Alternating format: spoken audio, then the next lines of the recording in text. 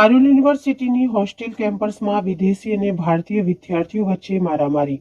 વડોદરાના વાઘોડિયા તાલુકાના લીમડા ખાતે આવેલી પારુલ યુનિવર્સિટી રાત્રિ દરમિયાન હોસ્ટેલ કેમ્પસમાં સાઉથ આફ્રિકન અને ભારતીય વિદ્યાર્થીઓ વચ્ચે ઝઘડો થયા બાદ બંને વિદ્યાર્થી જૂથો વચ્ચે છૂટા હાથની મારામારી થઈ હતી.